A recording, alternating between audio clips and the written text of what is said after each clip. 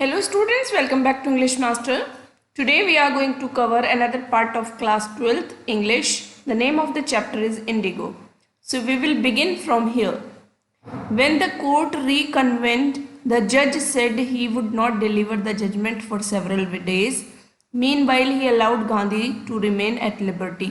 तो हमने ऊपर पढ़ा था कि गांधी जी को जब पकड़ के ले जाया गया था क्योंकि ब्रिटिशर्स को लगने लगा था कि वो जो है अब अंग्रेज़ों के लिए एक मुसीबत बनते जा रहे हैं और किसानों का डर निकलता जा रहा है, इसलिए वो नहीं चाहते थे कोई उनके रास्ते में आए और उनके लिए प्रॉब्लम्स क्रिएट करे। तो इसलिए उन्होंने गांधी जी को जो है कोर्ट बुला भेजा and he was suppose to be put in the jail. लेकिन क्या हुआ, जब उसने देखा कि there were so many people along with him, not only farmers but other people like many advocates and other people, so they thought of not taking any decisions in a hurry. तो उन्होंने क्या किया, judgement के बिना ही उन्होंने कहा कि जब कोर्ट रिकन्वेंट हुई तो जज ने कहा कि वो जजमेंट बहुत सारे दिनों के बाद ही बताएगा और उन्होंने गांधी जी को लिबर्टी यानी आज़ाद छोड़ दिया। सो Y they did though so that they can get time to think and finalize the decision, क्योंकि हरी में वो कोई डिसीजन लेकर अपने लिए मुसीबत मोल लेना नहीं चाहते थे। राजेंद्र प्रसाद, ब्रिज किशोर बाबू, मौलाना मजहरुल हक and several other prominent lawyers had arrived from Bihar. They conferred with Gandhi. What would they do if he was sentenced to prison? Gandhi asked. Why? The senior lawyer replied they had come to advise and help him. If he went to jail, there would be nobody to advise and they would go home. तो Rajendra Prasad, bridge किशोर बाबू, मौलाना मजहरुल हक और दूसरे prominent lawyers जो थे वो बिहार पहुँचे और उन्होंने गांधी जी से बात की। और वो क्या हुआ कि अगर उनको सेंटेंस किया गया प्रिजन के लिए, अगर उन्हें जेल में डाला गया तो वो क्या करेंगे, गांधी जी ने पूछा। तो उन्होंने सीनियर लॉयर ने रिप्लाई दिया कि वो वहाँ पर सिर्फ उनको ही एडवाइस करने और हेल्प करने आए थे, किनको, गांधी जी को। और अगर वो जेल चले जाते हैं तो उनके वहाँ एडवाइस की कोई ज़रूरत नहीं है, इसलिए वो घर चले जाएंगे। So these all people when they came, so Gandhi ji wanted to know through them that what was intention of them coming in and staying there with him. So they replied they had come just to advise and help Gandhi, and if he goes to jail then they will also leave. What about the injustice to the sharecroppers? Gandhi demanded. तो जब उन्होंने ऐसे senior लोगों ने जब ये बात कही कि गांधी जी अगर जेल चले जाते हैं तो वो भी वापस घर चले जाएंगे, तो गांधी जी ने कहा आप उस इनजस्टिस के बारे में क्या कहेंगे जो इन बंटवारे मजदूरों के साथ हो रहा है, बटाईदार मजदूरों के साथ। The lawyers withdrew to consult.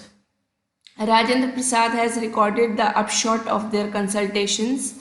They thought amongst themselves that Gandhi was totally a stranger and yet he was prepared to go to prison for the sake of the peasants.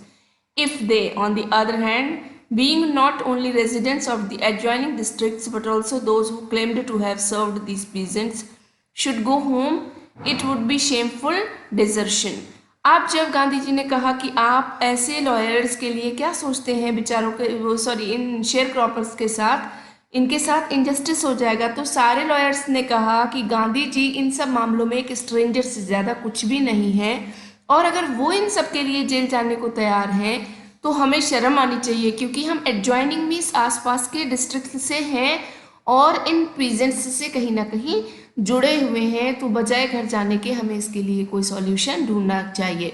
So here we can see in this paragraph Gandhi ji was able to make them realize that what they were telling or what their decisions were, they were wrong.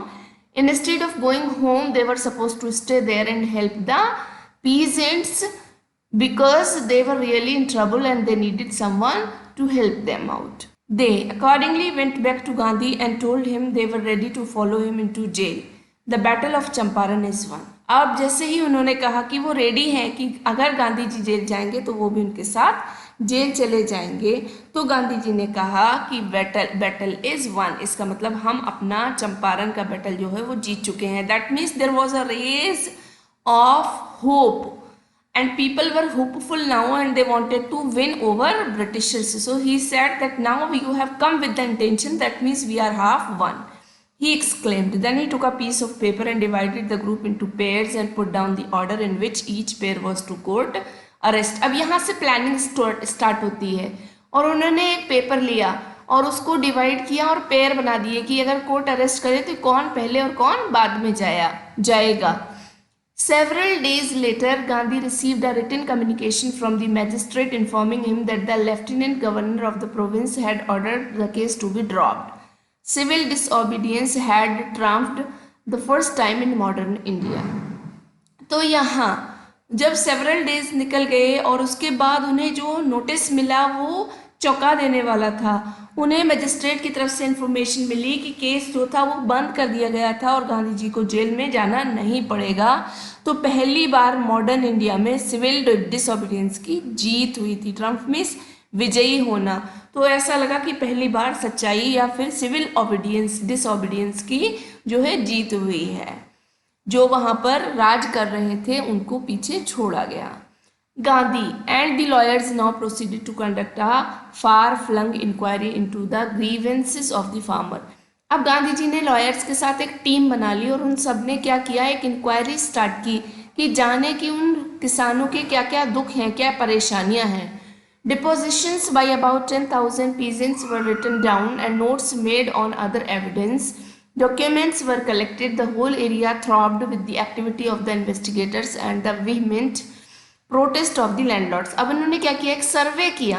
इन्होंने लोगों को इकट्ठा किया और भेज दिया कि जगह जगह जाकर ये सेट ऑफ क्वेश्चंस है उन्हें दो और उनसे उनकी प्रॉब्लम्स को शेयर करो और उन्हें बोलो they should be jotting them down. And they came up with the papers back home जिसमें सारी चीज़ें मेंशन थी. In June Gandhi was summoned to sir Edward Gait the lieutenant governor.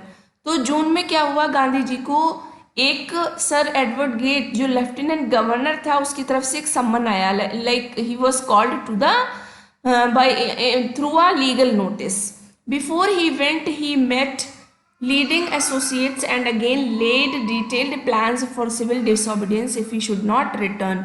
तो जाने से पहले उन्होंने एक प्लानिंग की कि in case if he is put in the jail then what should be the next plan and how they should execute it. उन्होंने उस पर बैठ के सबसे बात की और उसके बाद कहा कि अगर वो रिटर्न नहीं होते हैं तो उन सबको यहीं पर जो है क्या करेंगे, यहाँ से एग्जीक्यूट करेंगे.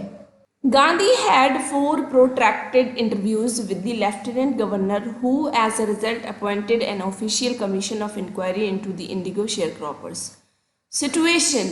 The commission consisted of landlords, government officials and Gandhi as the sole representative of the peasants. उसके बाद क्या हुआ, गांधी जी को वहाँ पर लगातार 4 इंटरव्यू लिए गए जो लेफ्टिनेंट गवर्नर ने लिए और उसके बाद उन्होंने क्या किया, उसका रिजल्ट ये हुआ कि ऑफिशियल कमीशन से एक इंक्वायरी ली गई के लिए ऑर्डर दिए गए कि शेयर क्रॉपर्स की इंडिगो से रिलेटेड इंक्वायरी की जाए और सिचुएशंस को डिस्कस किया जाए.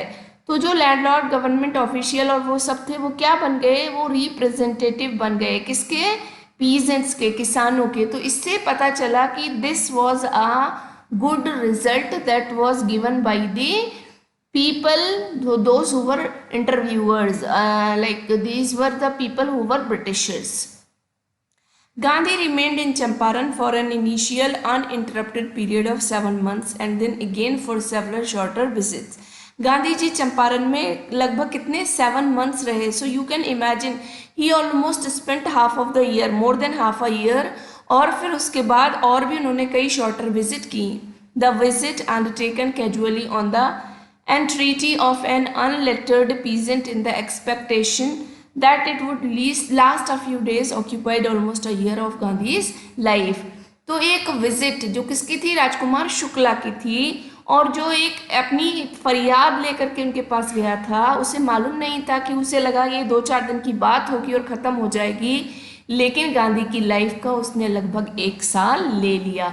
So here we can see Gandhiji was much more interested in helping out people and he helped him unless he was satisfied.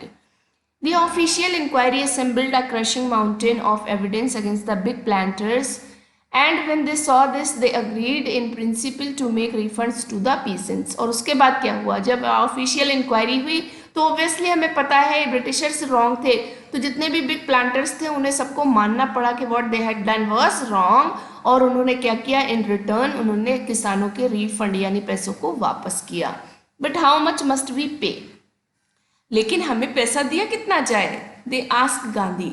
They thought he would demand repayment in full of the money which they had illegally and deceitfully extorted from the sharecroppers.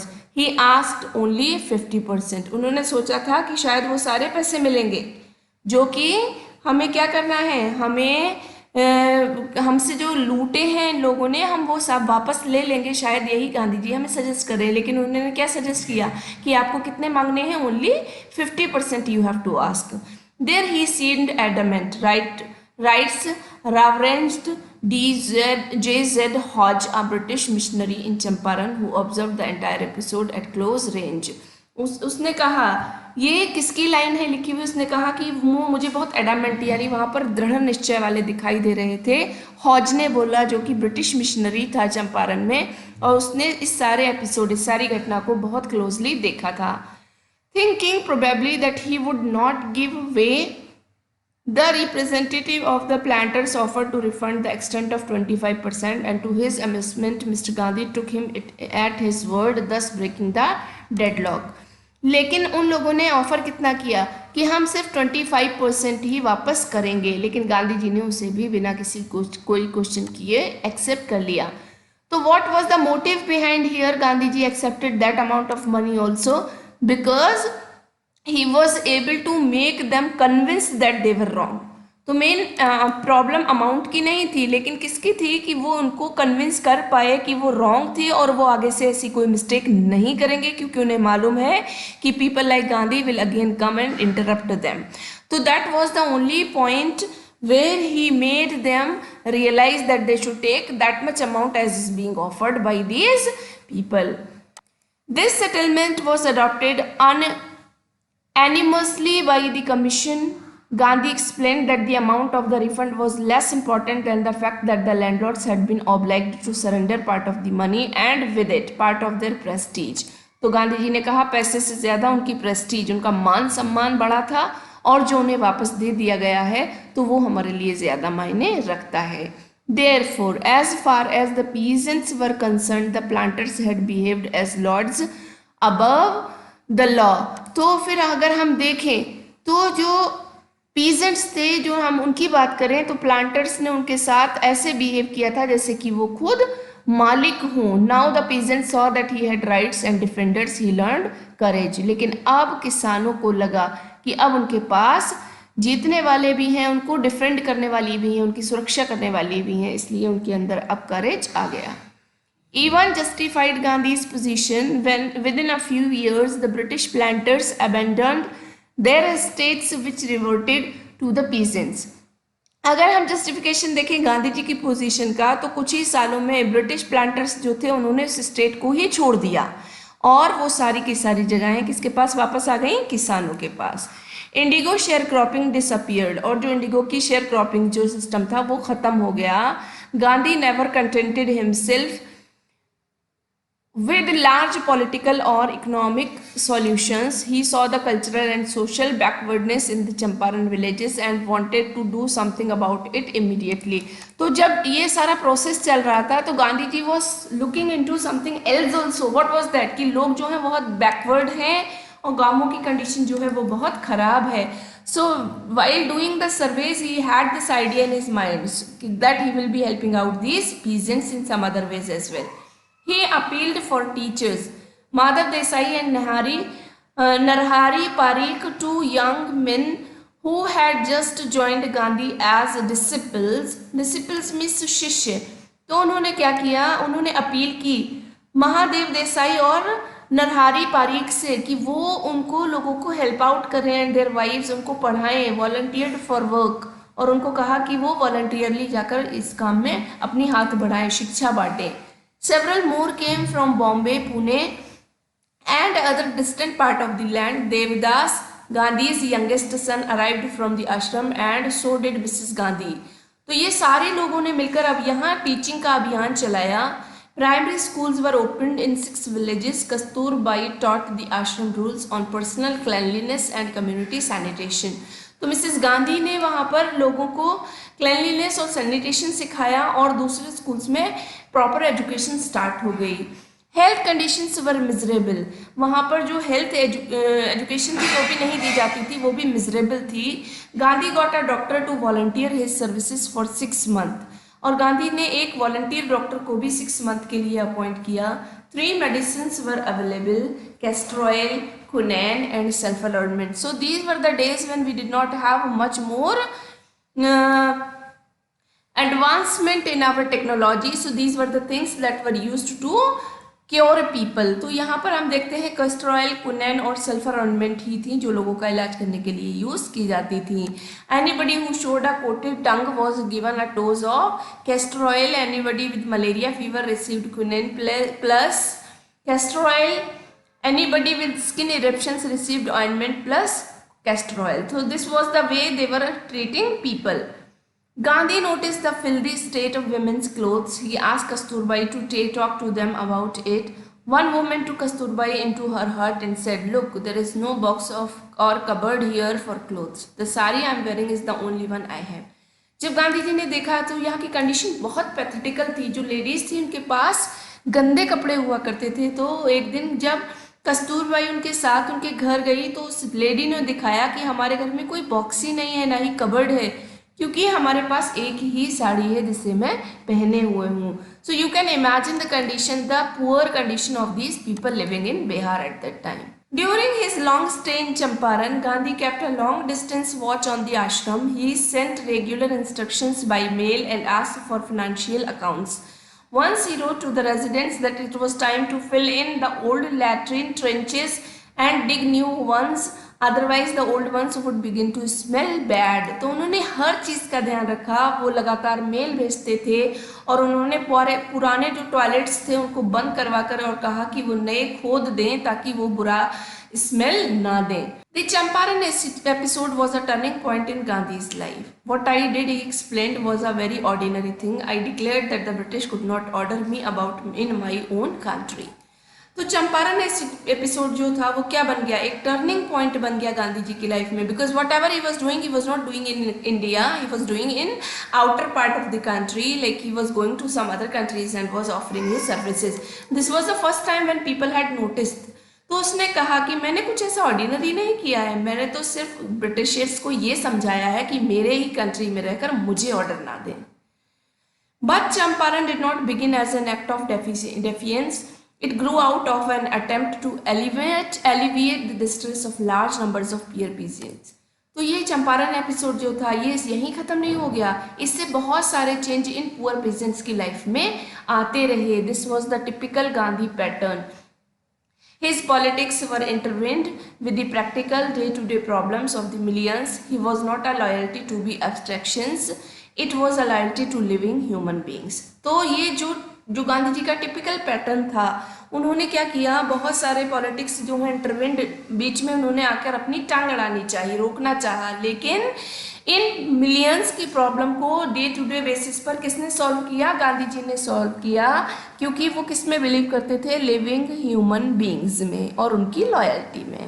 In everything Gandhi did moreover he tried to mould a new free Indian who could stand on his own feet and thus make India free. तो उन्होंने लोगों को independent कर दिया, that they should be able to take their own decisions, they should not be interrupting.